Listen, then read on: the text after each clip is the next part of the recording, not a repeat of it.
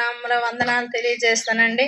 ఈ మధ్యాహ్న కాల సమయంలో మేమందరం దూర ప్రాంతాల నుంచి నీ దాసులైన వారు, నీ బిడ్డలైన వారు మేమందరం ఈ గ్రామానికి వచ్చినామంటే ఆయన యేసుప్రేమను గూర్చి వార్త చెప్పాలండి. యేసుని గూర్చి అంటే ఆయన మనల్ని ఎంతో మన ఈ లోకమును ఎంతో ఆయన ప్రేమించారు. లోకం అంటే గురజాడ అప్పారావు గారు చెప్పారు, లోకం అంటే మట్టి కాదే మనుషులని. మనం అందరం మనుషులమైన మనం అందరిని ఆయన ఎంతో ప్రేమించాడు. ఆయన ప్రేమించినంతగా మనల్ని ఎవ్వరూ ప్రేమించలేదండి.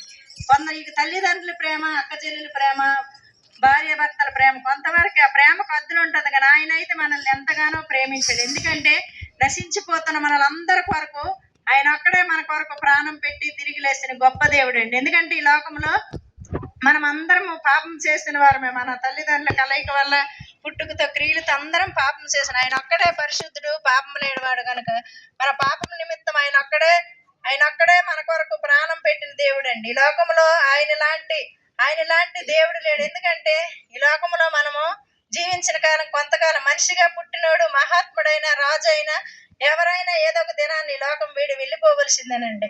నిజమే, అన్నిటికి గ్యారంటీ ఉంటుంది, అన్ని వస్తువులకి గ్యారంటీ ఉంటుంది, కానీ మన గుండెకు మాత్రం గ్యారంటీ లేదండి. ఈ జీవితం ఎప్పుడు ముగిసిపోతుంది ఈ లోకంలో మనం చెప్పలేము.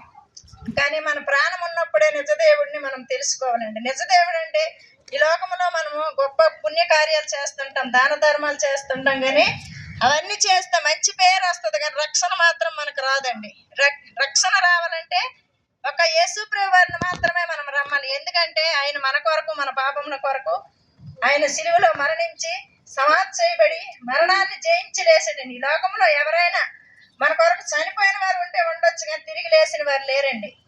ఎందుకంటే ఆయన అక్కడే మరణాన్ని జయించి లేసాడు కాబట్టి యేసు రక్తం ప్రతి పాపము నుండి మనల్ని కడుగును. ఆయన అక్కడే మన పాపముల కొరకు మన కొరకు మరణించాడు కాబట్టి మనమందరం ఒక్కసారి ఆలోచించి చాలా దూర ప్రాంతం నుంచి తణుకు, ఏలూరు, పట్టణ పరిసర ప్రాంతాల నుంచి సేవకులైన వారు, బిడ్డలైన వారిని అందరూ దేవుడు ఈ యొక్క గ్రామాలకు పంపించి యేసుని గుర్తు ఎందుకంటే నిజదేవుడు తెలియక ఎంతో మంది నశించిపోతున్నారండి.